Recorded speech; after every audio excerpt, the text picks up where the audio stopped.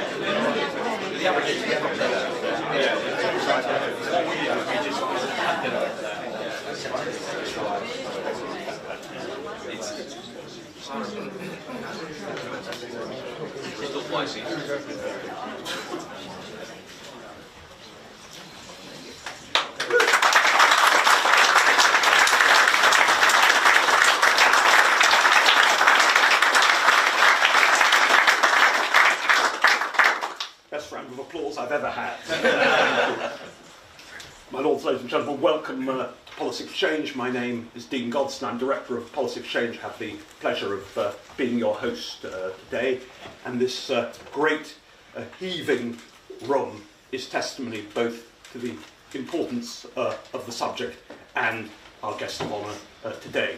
Indeed, the room is so heaving, you might almost think that we were welcoming back a Tory Prime Minister once again. Just like the good old days. But it's a particular pleasure to welcome our guest of honour today. This is one in a number of events that we've held in the last few years on the subject of foreign policy, national defence, national security, starting with Giorgia Meloni's address here the year before last, Kaja Kallas, now EU Commissioner for Foreign Affairs, Condoleezza Rice, and most recently Senator James Risch last week as Chairman of the US Senate Foreign Relations Committee. And Policy Exchange's contribution to this particular spot in the battle of ideas has been singular under our Britain in the World programme, overseen by Professor John Bew, previously advisor to 4 successive Prime Ministers of all parties, and also our work on the law, overseen by Professor Richard Eakins of Oxford University, head of our Judicial Power Project, and with input from Lord Verderami, KC Professor, and one of the preeminent practitioners of public international law in the world today, and of course of particular importance in the light of what's been termed the distinctive feature of this present ministry's policy, the new legal maximalism, a maximalistic interpretation of public international law. In that connection, with sublime good timing, many of you will have seen it already, but others may not, the poll in Conservative Home today, and it says here, nor did the voters appear to see eye to eye with the government on the principles apparently proposed, on the apparently proposed handover of the Chagos Islands to Mauritius. More than 6 in 10, 62%, said it was important for Britain to stand up for its own national interests, compared to just 25% who said it was more important for Britain to abide by all international court rulings. So I think that sets the context that this subject is of the new legal maximalism and the threats on the international scene, which everybody can see in front of them, and this sort of great upheaval and churn in the international system. This is no longer a matter for specialists, vital though their intellectual contribution is. It is now something of profound importance to every subject of the United Kingdom, and that is why our guest of honour is so welcome here today. I thank you for your friendship through the years, and I know everyone here, as I say, in this room assembled at the shortest of notice, but with the greatest enthusiasm, will appreciate greatly. Thank you, Kemi.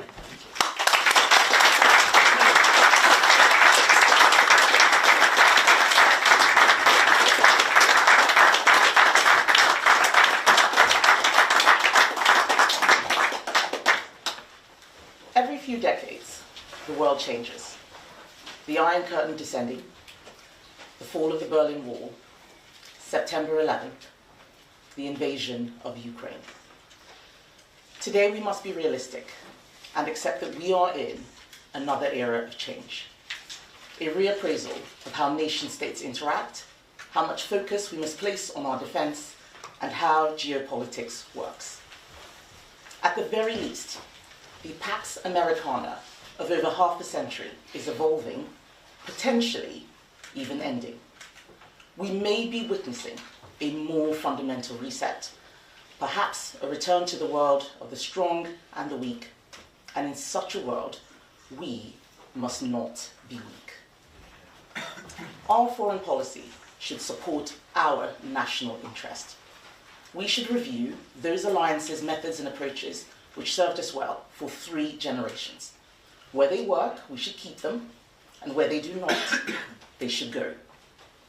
The United Kingdom must accept reality. No one owes us a living. No process is an end in itself. We can no longer hide behind vapid statements that were, at best, ambitious 20 years ago and are now today outright irrelevant. It is time to speak the truth. The world has changed and the UK is not ready.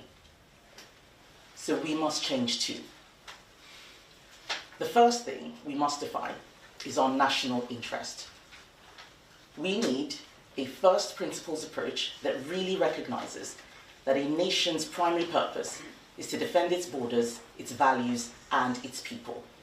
And as important as other objectives may be, the blunt reality is that everything else must be secondary. National interest means a strong military and a strong economy. A recognition that if our supply chains are overly exposed to those who do not share our values, our country is at risk.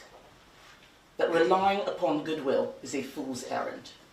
That genuine long-term prosperity is built from real competitive advantage, not vague aspirations. That peace is obtained through strength. That others, even friends, will ultimately put themselves first. And before the inevitable pearl clutching of those who wish it was still 1995, none of this is a selfish objective. We have lived off the inheritance of Thatcher, Reagan, and Gorbachev for far too long. The world has changed, and we now must be realistic. You simply cannot help others if you cannot help yourself. Strengthening Britain must be the principal objective at the heart of everything we do. That means not elevating internationalism or progressivism above our own national interest. When David Lammy talks about progressive realism, he is not serious. Progressive realism is a contradiction. It means not championing ever more expansive approaches to international law at the expense of British interests. It means recognizing that sovereignty matters, our sovereignty above all. Secondly, we must stop being naive about international affairs. Where partnerships or supranational institutions work for us and deliver in our national interest, we will support them. As a trading nation, we need to protect the rules that underpin global commerce. We should always prioritize closer trading relationships with open economies. As Trade Secretary, I signed the CPTPP trade deal because it was strategically as well as economically beneficial, strengthening our links in the Indo-Pacific where there were concerns around China.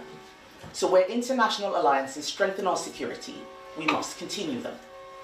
NATO remains vital for European defence, and we must pursue new avenues like AUKUS with our closest allies. But we have let ourselves be fooled into believing that international law alone can keep the peace, that international agreements or institutions are somehow ends in and of themselves. So when faced with regimes with no respect for the law, we need more realism. International law should not become a tool for NGOs and other critics to advance an activist political agenda through international bodies or our courts. Just look at how the ECHR redefined climate protection as a human right, or at the overreach in the advisory opinion of the International Court of Justice and the ruling of the International Tribunal for the Law on the Sea on Chagos, or at the UN rapporteurs touring the world claiming that the West is racist and discriminatory when we clearly are not.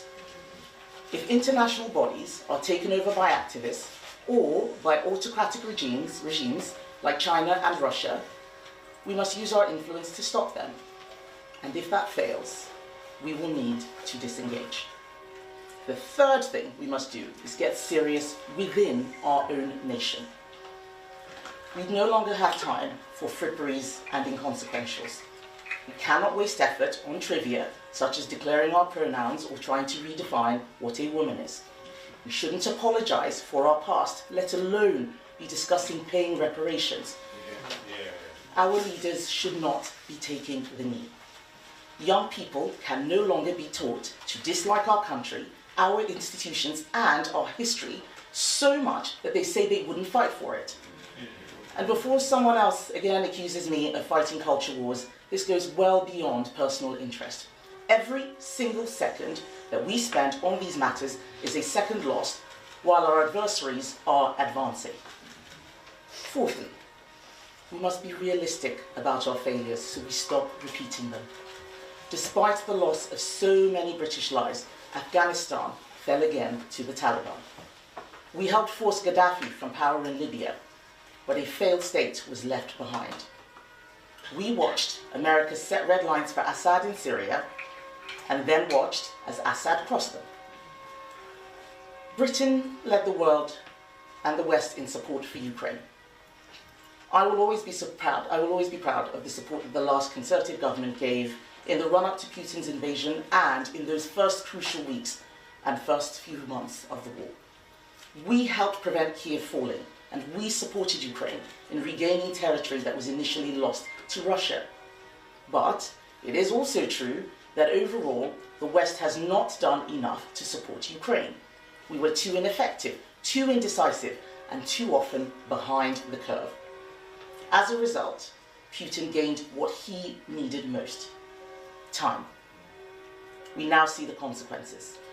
An end to the war is being negotiated while a fifth of Ukrainian territory is under enemy occupation. The danger is that aggression does not merely go unpunished, but ends up rewarded. Russia and other authoritarian regimes will be emboldened if that is how this war ends. And this is why it is absolutely critical that the Prime Minister succeeds in his talks with President Trump later this week. Fifth, we should not hide behind warm slogans or warm words like soft power or an ethical foreign policy as reasons for not promoting our national interest. If Russia decides that after Ukraine it will try aggression against a NATO member, we will not be saved because of our membership of the International Criminal Court. We need to take a cold, hard look at these agreements we have signed and ask ourselves whether they really serve our national interest today. Yes, some were agreed in the aftermath of the last World War, others during the optimism at the end of the Cold War. And yes, British jurists and diplomats were behind a lot of these developments. But some of these arrangements have mutated out of all recognition. Over the last 20 years, the ECHR rulings morphed so fundamentally that they now limit our ability to control our borders or even fight in wars. And as Dean said earlier, policy exchange has exposed over the last decade in work covering the ICC, lawfare against our armed forces, and the Labour government's surrender of our territory in Chagos.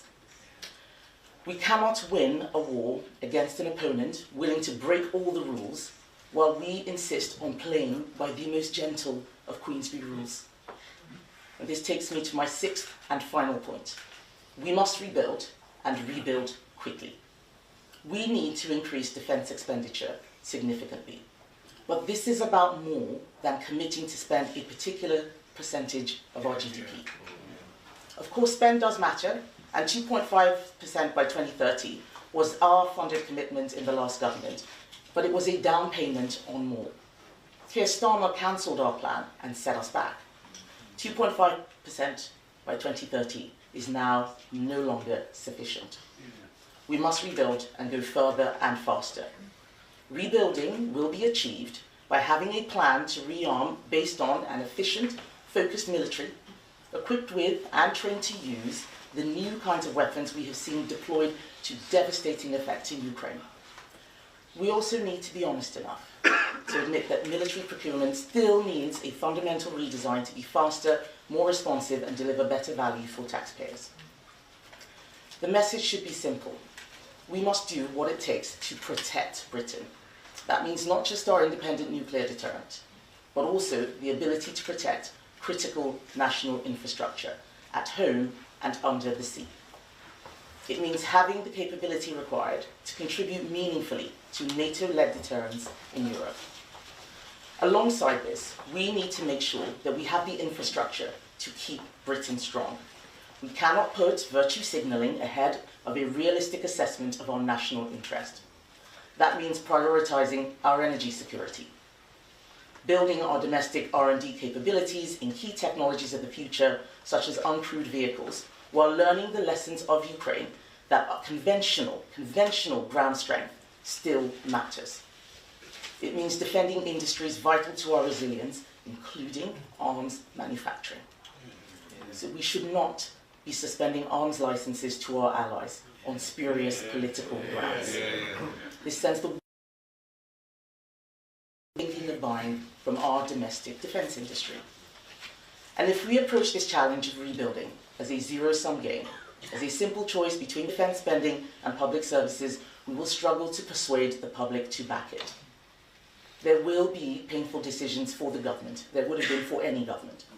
But any country that spends more on debt interest than it does on defence, as the UK does today, is destined for weakness. I will back the Prime Minister in taking those difficult decisions to increase defence spending. For example, he should consider whether some of the 0.5% currently spent on development aid should be repurposed, at least in the short term, towards defence and security. And he should also look at making welfare savings to fund increased defence expenditure. But one decision shouldn't be difficult. He should scrap his disastrous plan to surrender the Chagos Islands and have British taxpayers pay for the privilege. A key difference between the Prime Minister and I is that I know we need a strong economy so we can pay for defence. We need a serious plan to get the British economy growing again. All of this is connected. We cannot rebuild or rearm while we're hounding farmers and businesses. We need to restore business confidence. We need to reduce the red tape and taxation. We need to remove the disincentives to work from our welfare system. The world has changed, and that familiar geopolitical architecture which we all grew up under is under threat. It's under threat from a new axis of authoritarian powers. It's Russia, China, Iran, and others. And if we fail to respond in the way that I have described, we will face a bitter reckoning sooner or later. 20 years ago, Irving Kristol talked of a conservative being a liberal who was mugged by reality. And on foreign policy, that is exactly what I have been, a conservative. Not a liberal, not a cosmopolitan internationalist, not a neocon, but a conservative realist. I have spoken before about my core belief that Western values of liberalism, those Enlightenment values, need to be fought for. That real classical liberalism of free speech, free trade, free enterprise, and a smaller state that does some things well, like defence, not lots of things badly. These are the conservative values that I hold, that guide everything that I do. And I believe the country our children will inherit will be stronger if we reassert them.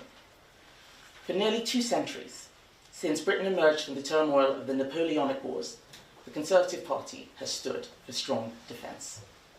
Defence of our national traditions, of monarchy, faith, family, law and order, and individual liberty against every threat we faced, from Nazi Germany to the Soviet Union, Al-Qaeda, the Islamic State, and now Vladimir Putin. But we Conservatives have always believed that the indispensable foundations of strong defence are a strong economy.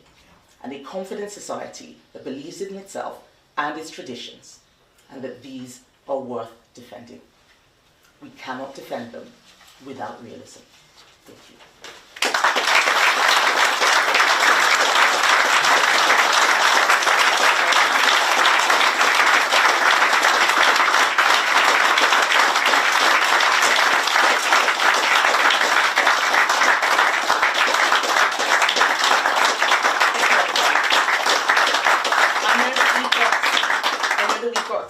Questions from the media. I have a list here, and first up is Vicky Young from the BBC.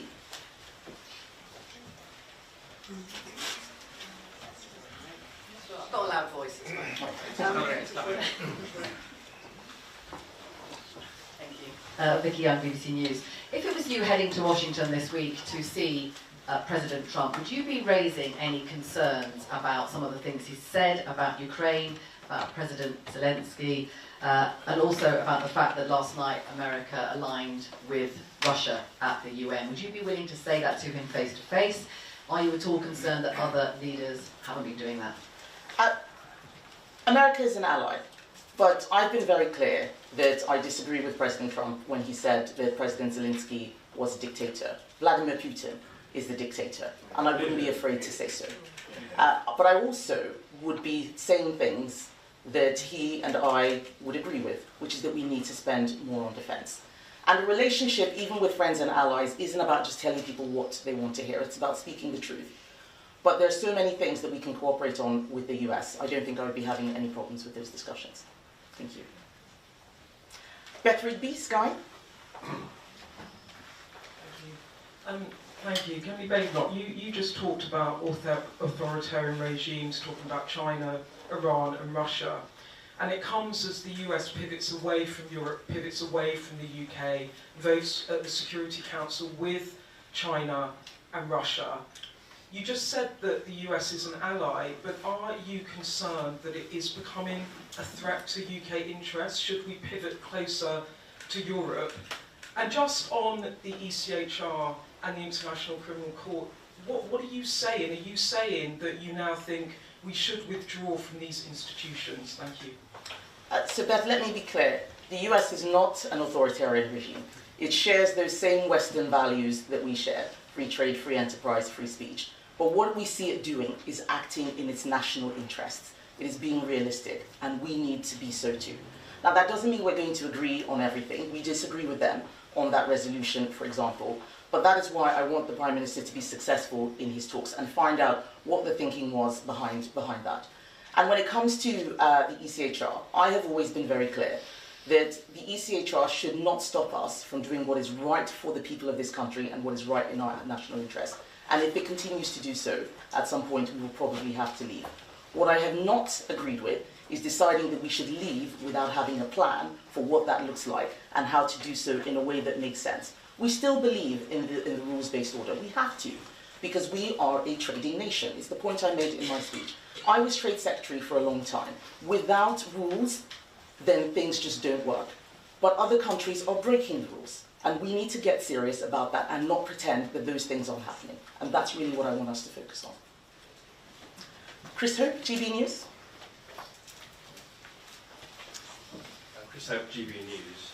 Kemi Badenoch, two quick questions on that. On Beth's question there, yes or no, will you start work now then on planning to withdraw from the ECHR? Given a big hint there, you're keen on that idea. You say 2.5% of GDP is not sufficient anymore by 2030 on defence. What's your new target for defence spending? Thank you, Chris. So the last time I was on my show, I was on your show, you asked me that question. So I've already answered that question on live TV. But it's exactly what I said to Beth. We are going to be working on this. I said that I wasn't going to be setting out detailed policy. We were going to start with principles. This speech is about our principles. Realism, conservative realism, is what we're about. Do we need to leave the ECHR? Let's start doing the work to see what can be done. And that's why the policy commissions, which I'll be talking about subsequently, will look at that. Thank you. And defence? And on defence, it is not about picking, is it 2.4, 2.5%? We know that 2.5% by 2030 is now no longer enough. But we also know that our economy cannot support it. When I was in Cabinet, We talked about getting to 3%, and we couldn't make the numbers work. So if we're going to do this, let's start doing what I talked about in the speech. Let's start looking at welfare. In the short term, we can repurpose development aid, for example. But the Prime Minister has some difficult decisions in front of him. He needs to get serious, he needs to get real, and then we will support him in doing this. Shihab Khan, ITM.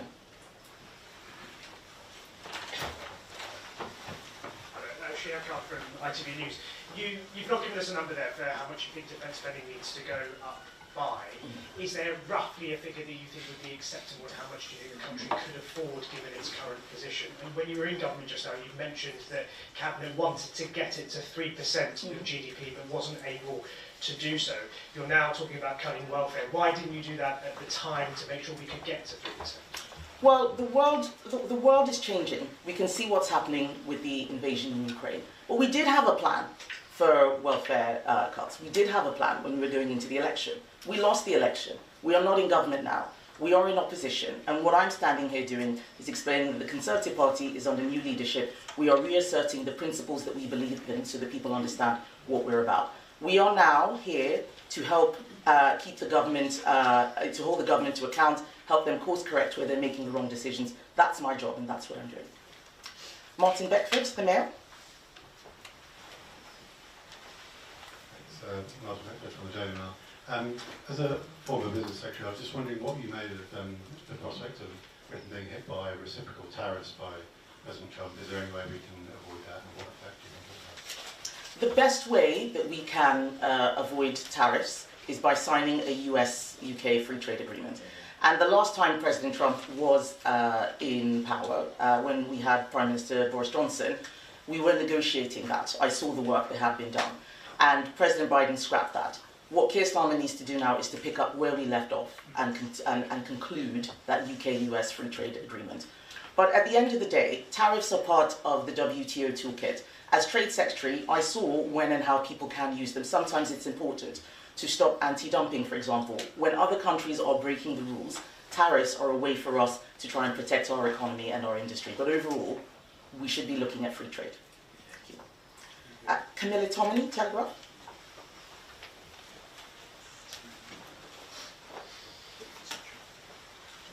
Telegraph. You've been very vocal about the BBC documentary that's been branded Hamas propaganda. It's emerged that £400,000 of licence payers' cash may have been spent on it. You have tweeted, did any of this money end up in Hamas's hands? Is this now a subject that the Met Police must investigate under counter-terrorism laws? Well, Camilla, we know that it is illegal to give money to terrorist organisations. Hamas is a terrorist organisation. The Met would make its operational decisions. I think that the BBC certainly needs to investigate and get the evidence for what has or what hasn't happened, and then the police can make a decision on that. But we know what is right and what is legal in our country, and giving money to terrorists is not it. And I have Martin Green from Policy Exchange. Yes, it actually follows on from the last question. The problem is the BBC. The BBC used to be what I would call a respected neutral reporter. Today it's become, in my opinion, a follower of Hamas. It is corrupting our youth by being anti-Israel, anti-Zionism, and frankly it makes those of us who are Zionist supporters uncomfortable. And what's your attitude? So I have always said that it was shocking that the BBC for a long time just would not even call Hamas a terrorist organisation. We need our primary British media news institution to be able to tell the truth. Everything starts from truth, not shying away from it, nor hiding from that. That's why, it's one of the reasons why I'm calling for an investigation and a review by the BBC. Because this latest documentary is just the most recent in a long series of concerns we've had about reporting. It doesn't mean that the BBC is a terrible organisation. This is not an attack on the institution, but actually a plea for us to use those liberal values that I talked about us having in this country, about free speech, democratic accountability to do the right thing. Let's have some truth. All right. Thank you very much, everybody.